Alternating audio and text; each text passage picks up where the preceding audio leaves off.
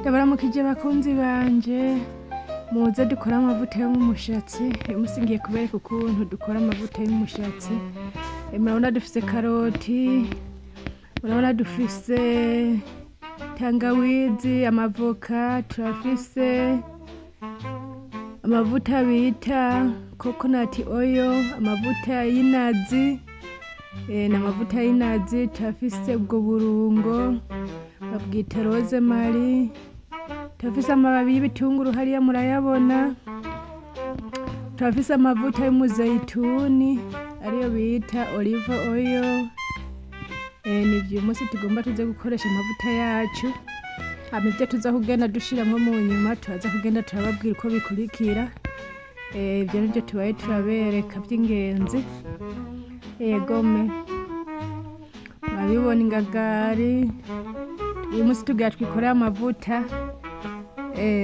atarimwo amakemiko amavuta yizewe uba umenya ivyo wacanze wewe nyene amavuta yo mu biribwa amavuta y'umushatsi hi guys, today I'm going to show you guys how to make hair oil. We have carrot, we have aloe vera, we have coconut oil, olive oil, we have ginger. Yes.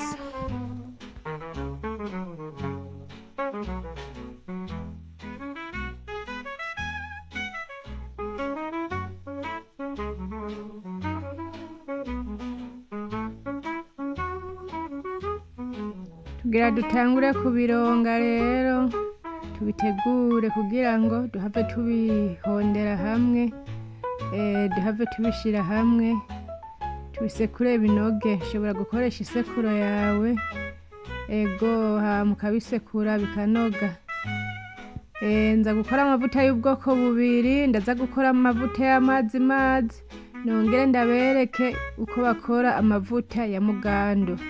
Iyi video iza kuba ndende mukurikirane abashaka amavuta yo mu mutwe abadashaka kuzosura kurigo baragura amavuta mukurikirane uko nza kubigenza.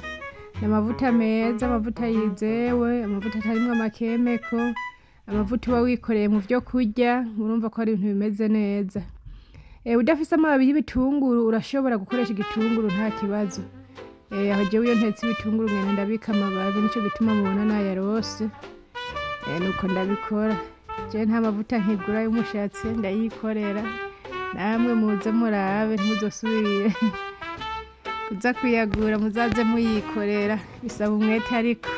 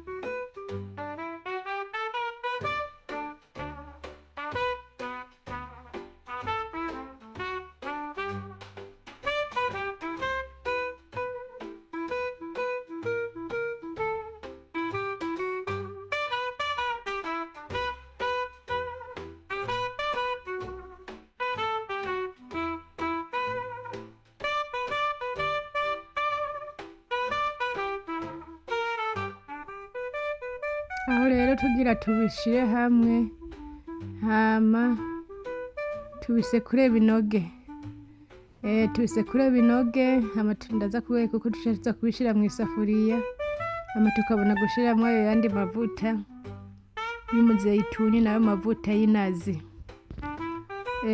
natanguje gusekura n'ingagari kubera ingagari ifise amazi. Ubwo bumashini busaba ko ushiramwo amazi, ariko iyo ugiye gukora amavuta ntabwo bigomberwa ko ushiramwo amazi. Nico gituma uca utanguza kirya kintu gifise amazi kugira ngo nk'ikaroti zize gusekurika neza, kuko utanguye ikaroti vyosabwa ko ushiramwo amazi. Nico gituma uca utangura ibintu birimwo amazi kugira ngo, ariko abantu bobisekura mu nsekuro vyokoroha cane kunoga. Kandi ho nta vy'amazi vyosabwa gushiramwo. Nanje nico gituma natanguje ingagari kugira ngo sinze gushiramwo amazi.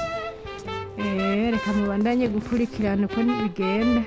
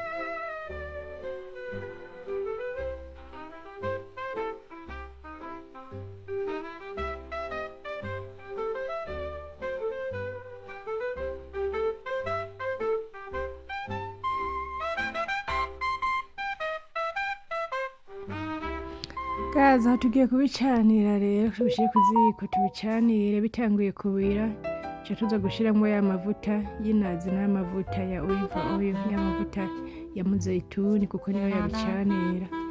Niyo aza kubicanira, atacanira bukebuke, ushiramwo umuriro mukeya ugacanira. Harya bigiye kuziga ukabona no kwisafuriya ko vyazigiye, uca ukuramwo ukamimina amavuta yaba yahiye. Murakurikirana murabibona uko biza kugenda.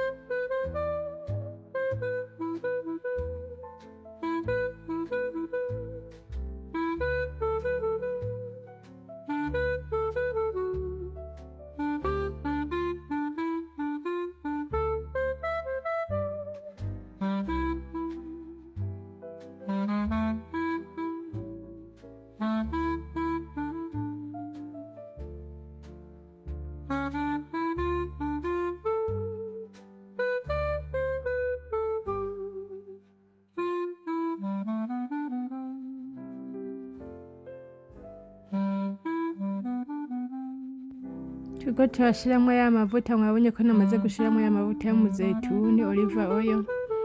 Unampaye nshiramwo amavuta y'inazi coconut oil. Aya mavuta ni meza cane ku mushatsi.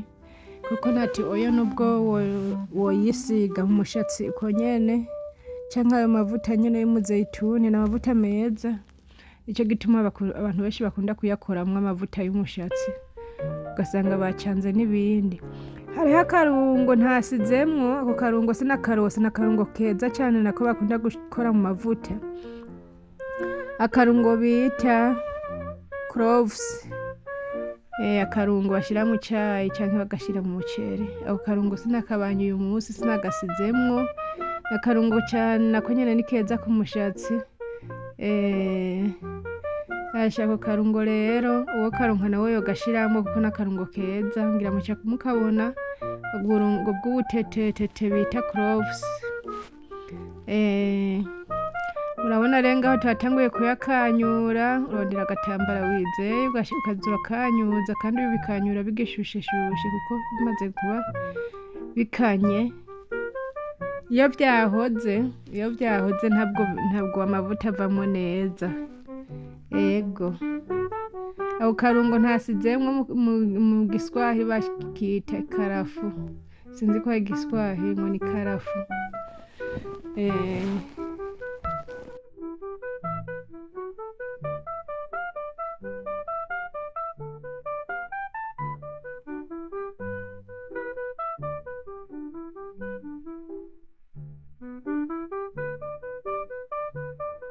Murabona amavuta yacu yabonetse, tugira ngo turongera ya mbere mu kakopo, kubera aya mbere nababwiye ko ari ay'amazi ayasigara nayo ca ndabereka ukuntu nza kubigenza, ukuntu nza kuyahingura yakaba amavuta ya mugando. Nabwiye iyi video ko iza kuba ndende. Murabona ngaho ndafise cibara ngaho niyo iza gukora amavuta ya mugando, nza gucanga nayo azoba yasigaye. Murabona nza ndayarongeye. Hari ayandi mavuta bita mango rim black castor oil. Ayo mavuta ni meza cyane, kandi uyacanze nayo wakoze navyo nta kibazo kiba kirimwo. Nubwo ufise ayandi mavuta wisiga mu mutwe ukacucanga nayo ubukoze ntaco bitwaye, kandi nubwo udacanga nabwo ni vyiza cyane. Hama yarya amavuta asigaye mu kibakure niyo ngomba nze gukoramo amavuta ya mugando. Ngomba nze gucanga niyo cibara. Bamwe bavuga ngo ni bara, abandi ngo ni butter, I don't know.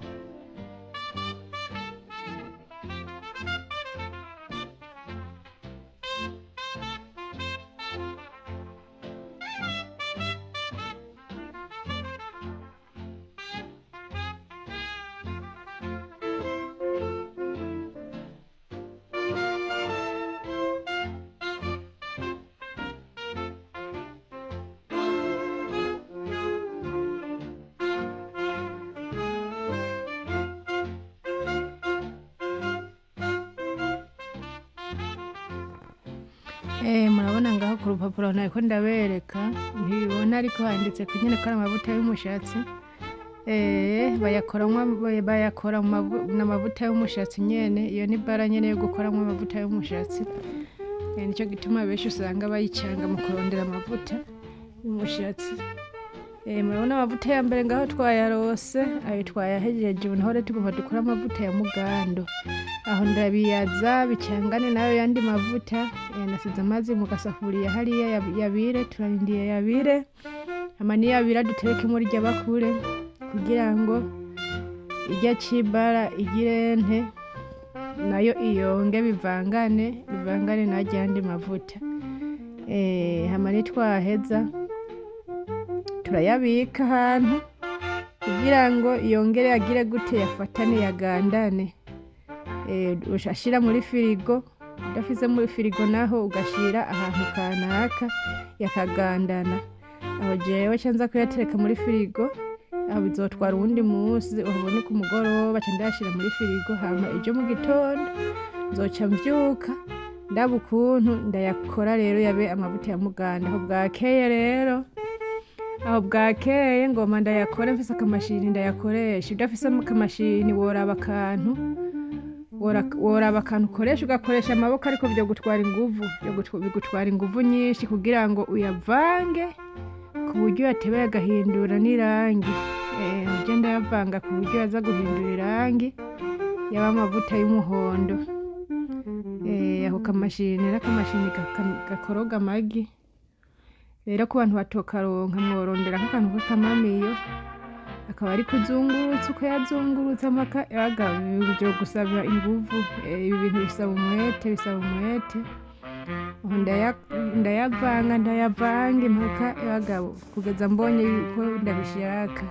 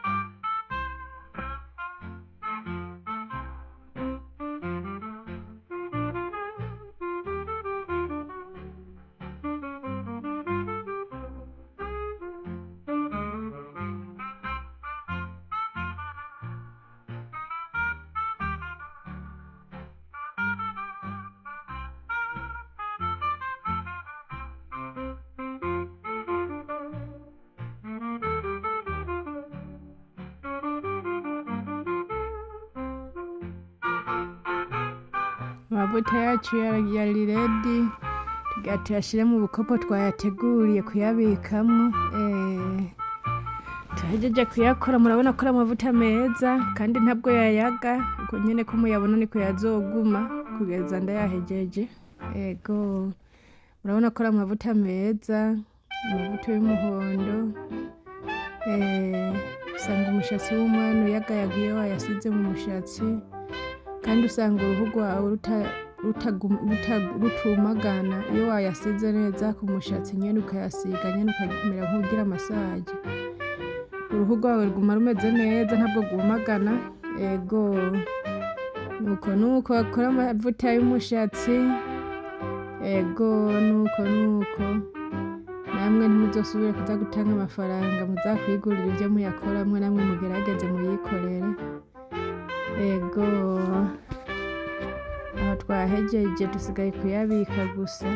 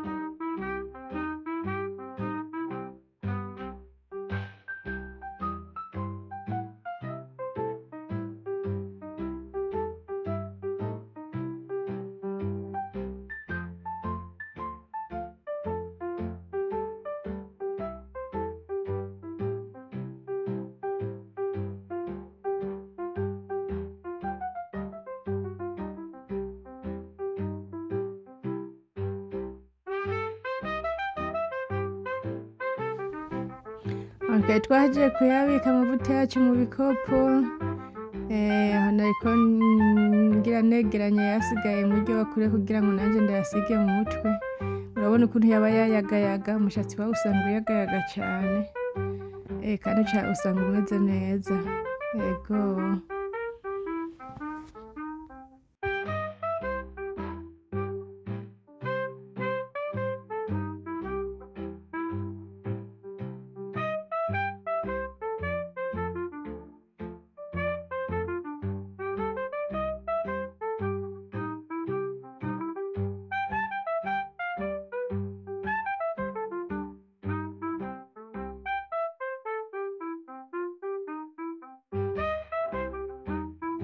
Amavuta yacu turahejeje kuyategura, mwabonye ukuntu twateguye amavuta y'amazi, murabonye ukuntu duteguye amavuta ya mugando, mumbarire ko mwabibonye muri komenti, subscribe, like, gazi, share. Nuko bayakora amavuta y'umushatsi, ndibaza mwabibonye. Ego.